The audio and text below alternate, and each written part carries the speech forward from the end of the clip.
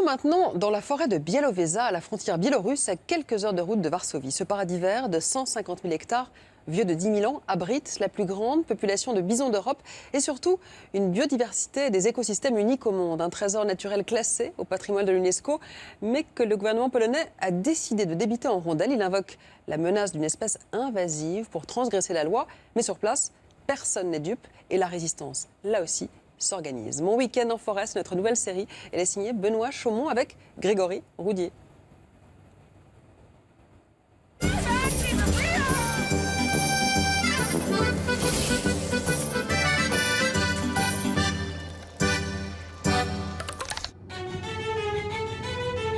Pendant ce week-end dans la forêt polonaise, nous avons fait de l'aérobic avec une peluche en forme de bison. Nous nous sommes fait arrêter par la police. Hé toi, filme pas mon visage. Et nous avons dormi dans une grange avec des zadistes. On aurait dû rester avec les gardes forestiers. Au moins eux, ils sont à l'hôtel.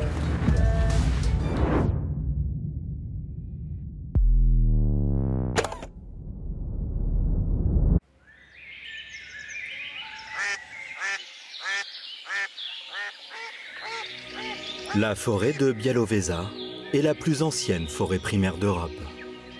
Une forêt où la main de l'homme n'est jamais intervenue. Formée il y a plus de 10 000 ans, elle abrite un écosystème unique au monde et une cinquantaine d'espèces de mammifères, dont les derniers bisons d'Europe, symbole de la région. Et pour ceux qui s'en foutent de la nature, l'herbe que ce bison vient de manger, c'est celle qu'on trouve parfois dans la vodka. Depuis 2016, ce sanctuaire de la biodiversité, classé au patrimoine mondial de l'UNESCO, est en danger.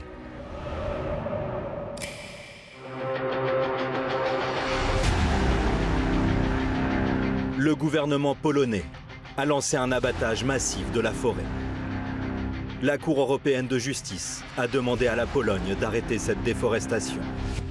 Mais le pouvoir polonais, europhobe, fait la sourde oreille. D'énormes engins continuent de couper les arbres, à la chaîne et en secret. Des gardes forestiers aux allures de militaires et des policiers protègent les bûcherons contre des militants écolos qui tentent de stopper les machines. Ce sont nos ordres.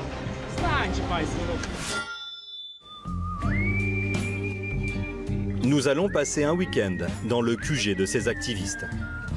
Une grange transformée en camp retranché, avec caméras de vidéosurveillance au-dessus du portail. Ici, vivent depuis juin dernier une trentaine de jeunes venus de toute la Pologne, mais aussi d'Europe.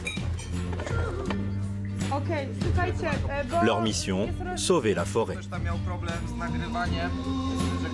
Adam, leur chef, est biologiste. Il nous emmène sur les lieux du crime, où des militants ont marqué au pochoir chaque victime. Ça, c'est du bois illégal. Et ça veut dire que cet arbre avait plus de 100 ans. Comment vous savez ça? Il suffit de compter les cercles. Ah oui, c'est très simple. Chaque cercle, c'est un an. Donc c'était illégal de couper cet arbre? Oui. Au vu des directives du patrimoine mondial de l'UNESCO, nous avons dans la forêt de Białowieża 4 zones de protection. Dans une zone seulement, on peut couper les arbres. Et là, nous sommes dans une zone de protection où il est interdit de couper les arbres. L'argument du ministère de l'Environnement en charge de la forêt, les arbres ont été tués par un insecte. Les bûcherons les coupent pour éviter qu'ils ne tombent sur les chemins de randonnée. Là, nous sommes à 72 mètres de la route. Même si un arbre tombe, il ne touchera pas le chemin. Il n'y a aucun danger. Adam et ses potes sont déterminés. Ils ne quitteront pas la forêt tant que les arbres continueront de tomber. Chaque soir, ils préparent l'action du lendemain, en mode commando et un peu parano. Avant chaque réunion, ils récupèrent les portables pour les mettre dans une autre pièce. Vous êtes sûr que la police vous a mis sur écoute? Oui, à 90%. Plusieurs fois, dans des situations comme celle-ci, quand nous préparions des actions, eh bien, le lendemain matin, des voitures de gardes forestiers nous attendaient devant cet endroit. Donc c'était bizarre. Problème aujourd'hui, il faut trouver les zones de coupe. Leur plan, prendre en filature les bûcherons jusqu'à leur nouveau chantier et les empêcher de travailler. Il faut être là à 4 heures du mat. C'est important d'être là à l'aube. C'est un hôtel où logent les conducteurs des engins. On a vu des voitures dans la forêt qui sont garées là-bas. Quel genre d'action vous faites? On les bloque. Sinon, on accumule des preuves pour la Commission européenne. On prend des photos et des notes sur tout ce qui se passe. Ah, vous en avez oublié un. C'est le shérif pour vous. Il dit que c'est trop tôt pour lui demain matin. Il a dit que c'était un bon stratagème. 1h du matin, la nuit sous la grange et dans la paille va être courte. C'est complet? Non, et plus on est, plus on a chaud. Ça te va, Greg? C'est hyper humide. Mais il y a toutes les meufs.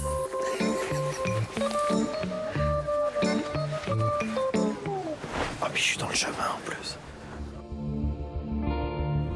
4h du matin, 4 militants surmotivés et 2 journalistes mal réveillés prennent la route. Objectif de nos espions en herbe, repérer les voitures des bûcherons devant leur hôtel et les suivre jusqu'au lieu d'abattage.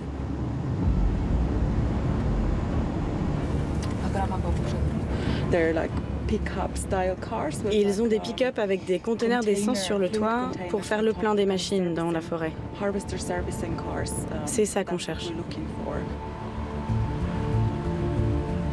Pas de voiture de bûcheron ce matin. Mission avortée.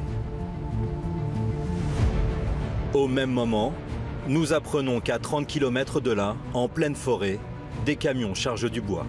Ah ouais, quand même. La zone est bouclée par la police. Des gardes forestiers armés se déploient pour éviter une action des militants écolos. Bon bah donc a priori, les camions là, ils sont là-bas en train de charger le bois, mais nous, on n'a pas le droit d'y aller. Ils veulent faire ça discrètement. Ah ouais d'accord, il y a encore des policiers là, ils sont... Et c'est le spot quoi. Avancez, avancez. On peut se garer ici? Non, avancez. Mais à pied, c'est possible? Avancez, je vous dis. Et là, il filme. Non, non, il me filme moi. Eh toi, filme pas mon visage.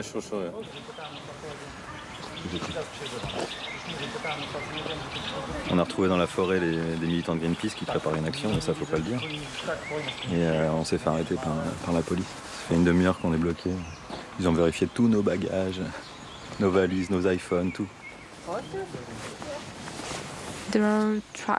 Il y a des camions dans la forêt qui chargent du bois pour le sortir. C'est interdit depuis la décision de la Cour européenne de justice. Nous, Greenpeace, nous sommes là pour observer ce qui se passe. Et nos activistes bloquent les camions s'ils font des choses illégales. Ok, vous pouvez y aller. C'est bon pour le commandant. Le commandant aura mis 2 heures pour se décider. Le temps pour les camions de charger une cargaison de bois en toute tranquillité. Et il leur reste du travail. Dans la forêt, quasiment tous les chemins sont jalonnés de stocks de bois coupés. Le dimanche matin, dans ce pays dirigé par un pouvoir ultra-conservateur et ultra-catholique, l'église est pleine. Ici, les fidèles sont pragmatiques. 90% d'entre eux soutiennent la politique du gouvernement. Les écologistes ne veulent pas discuter avec nous. Ils considèrent que nous ne sommes pas suffisamment informés, que nous ne connaissons pas la forêt. Nous n'avons pas besoin que ces ONG qui viennent de l'étranger gèrent notre vie. Nous avons besoin de ce bois pour nous chauffer. Les gens de la région se baladent dans la forêt. Ils y ramassent des champignons, des framboises. Depuis un siècle que l'homme est ici, nous profitons de notre forêt. Personne ne peut nous priver de ça. Cette haine des écolos est même affichée sur une banderole à l'entrée de la plus grosse ville du coin.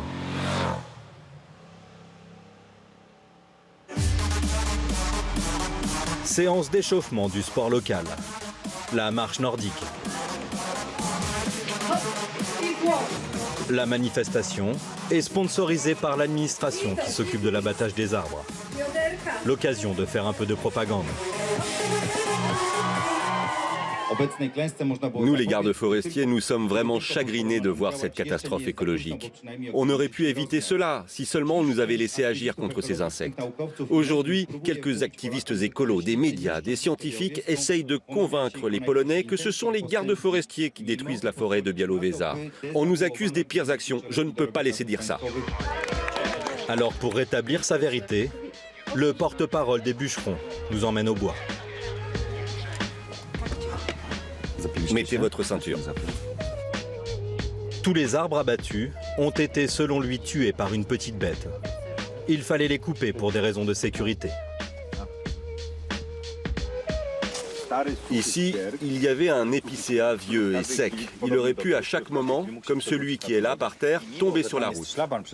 Sur cette route, il y a des gens qui font de la marche nordique, du vélo, des balades à pied. La chute de cet arbre aurait pu provoquer un accident mortel. Là, tous ces arbres là-bas, ils sont quand même très loin de la route. C'était pas dangereux. Pourquoi vous les avez coupés? Oui, cette surface. Bon, là, c'est possible que des arbres aient été contaminés par la petite bête et donc il a fallu les couper. Le garde forestier a décidé de les couper et ensuite de les enlever de la forêt pour éviter que la bête se propage. Cet été, l'argument n'a pas convaincu la Cour européenne de justice. Le tribunal a ordonné à la Pologne de cesser la déforestation. Problème, a priori, le facteur n'a pas trouvé le bureau de monsieur. Il faut que vous compreniez que dans la direction des forêts nationales de Pologne, il y a une certaine hiérarchie. La décision de la Cour européenne n'est pas arrivée dans nos services ici, sur place. Physiquement, on n'a reçu aucun courrier. Le garde forestier en chef n'est donc pas au courant. Le prochain courrier que le facteur pourrait leur envoyer en provenance du Luxembourg pourrait être une prune. La Cour européenne de justice a la possibilité de condamner la Pologne à une amende de plus de 4 millions d'euros si elle continue l'abattage. De notre côté, pour le selfie avec un cerf, avant de rentrer à Paris, on repassera. Oh, papy, viens, on va au zoo.